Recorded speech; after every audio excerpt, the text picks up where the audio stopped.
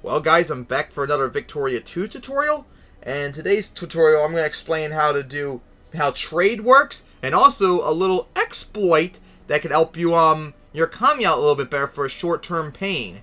So once I already did my video and explained trade, factory, so I'm going to try and do this here. So basically the economy of this game revolves around goods. These are all the goods in the game, although some of them, okay, no, they're showing up? Wait, are they, all of them? Okay, I don't think, looks like not all the goods are showing up at the moment, because they haven't been unlocked yet. But yeah, there are goods that are not available yet until you unlock tech and all that. So anyways, each province, there's two types of goods in the game. There's raw goods, like grain here, that are produced in a province, like, where's that province in England? Here we go. Like, this province is producing 13 grain a day. And aristocrats hire farmers, laborers, and if the laws allow it, slaves, to get those goods. So they'll hire farmers to get the grain, and then they'll sell that grain. So that's a raw good. Now, the next good is industry good. Manufactured goods, like canned food right here. These are goods that are built by artisans or factories, which take raw goods and turns them into finished goods. So like canned food, because I think yeah, right here. Like canned food factories. So I'm going to have to build a factory in order to explain this. Let me go right here. Like right here. In order to build a canned food factory, it requires half an iron, almost 4 cattle, 4 fish, and 4 grain for each day in order to make a canned food. So yeah, that's finished goods. And what factories, the artisans will just sell goods that they build. Factories, meanwhile, either you buy the stuff or capitalists will hire craftsmen or clerks to build the stuff, and then they sell them to you or the international market. So that's what happens too for goods. Any goods you produce, your pops will try and buy them first, and you too. You'll always buy locally first, but if that demand is not, the supply is not met, you can then buy them on the international market. So then here's where a new thing comes in. Trade. Now normally the trade's automatically set to AI, where they'll only buy the goods and stuff when need be. So now, if you're very low ranked, like, this is not a problem with the UK because they're #1 right now, but if you're like an uncivilized country, you're gonna have to wait in line, because if there's multiple countries that need the same good, it goes by rank, their current score. So the British would be first in line to get any goods that they need in a conflict of shortage goods, and everyone else has to wait their turn. And by the time, if you're a terrible country score-wise, you're probably not going to be able to get your goods because all the countries beforehand probably bought them all. So yeah, you want to get your score up really quickly to do that, or produce them locally. But here's an exploit that maybe some of you didn't know about. It's very hurtful economically up front, but it's very, very useful. So I'm going to raise all this up to explain it, because I'm going to really hurt my economy. I might need to cheat and give myself some extra cash too, to ensure this works. So let me go back into trade. So you see, like, I'll start with maybe something cheap, and I'll do something more expensive. So we'll start with cement, since, oh wait, no, cement's expensive. Alright, then we'll do grain. Grain's cheap. Like right now, you see this grain where it says 2.3 pounds? That means right now, each grain costs 2.3 pounds to buy.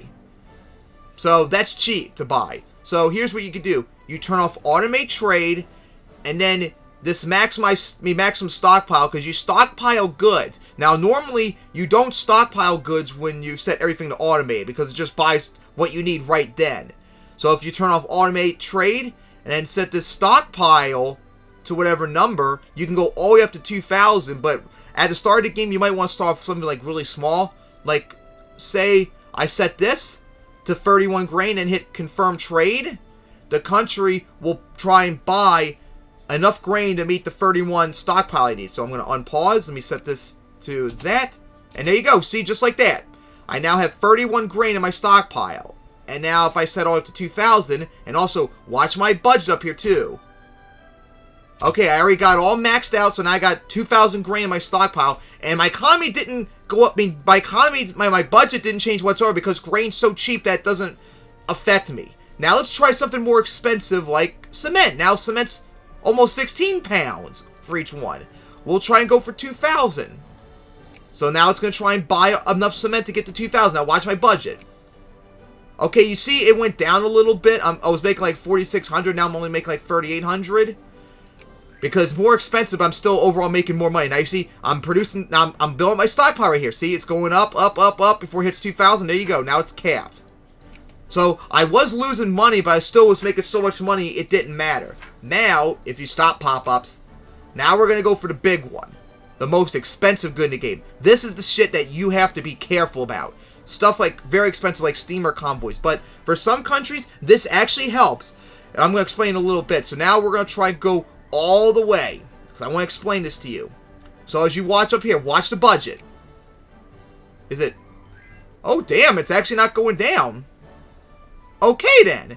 I guess the British economy is so damn good, plus I think they're like the few countries that build steamer convoys start that it doesn't really matter about their budget. Okay, then. But normally if you do steamer convoys or something very expensive like that, your economy will die. Like, your budget will just tank. Combined with the fact that steamer convoys usually take the longest time to fill up. Like, you have to go, like, very slowly at first. Like, instead of going for 2,000, you have to go, like, maybe, like, here, then slowly up to here, and then maybe here, and then finally go up to 2,000. So, yeah. Now, you're probably asking, what's the point of doing a stockpile? Well, it's very simple. So, let me show you something, like, right here. I'm going to build a troop. A couple troops. So, like, soldiers, they need, small arms and canned food. So, we'll wait before I build them. We're going to do this. I'm going to buy up all the small arms and canned food and set up a stockpile first to explain this. You're going to understand this once I get done. So let's wait for the canned food and small arms to go up to 2,000. Going to take a little bit because they're not easily producible like grain. Alright, small arms is almost there. Okay, pop up. Okay, now they're done. So, now, I'm going to build the soldiers. Alright, so now they need, just like I explained before, factories. In order to build these troops, you need to have, each troop needs to have 17 small arms and 17 canned food before they actually build. So, now watch. You see it takes like 90 days? Now watch this when I'm on pause. Like, see how instantly they're now starting to build? The reason why is because you had all your goods stockpiled. So when you stockpile your goods, instead of waiting like days or weeks or months or whatever to get your stuff built, it's instant. Because you have your stuff already there. Now, of course, your economy will also die, but it won't be over time like it would be if you're like stockpiling right then and there. So it's a very, very short-term like economic pain for an instant build, basically. So you can build up all your stuff really quickly if you just have your stuff stockpiled. That's why if you're a big brain like me and you can afford it economically, you want to manually stockpile all the goods you can. That way you can build up your stuff instantly and make yourself self-sufficient like in a time of war and all that. It's called being big brain and all that. So yeah, I hope that little exploit helps you with your economy and all that, because the economy really is not that hard to understand. It's very, very easy. So, I hope you enjoyed this tutorial, as I just made like 4 tutorials like in the last half an hour or so, and now I need a little bit of a break after that. So, see you guys next time!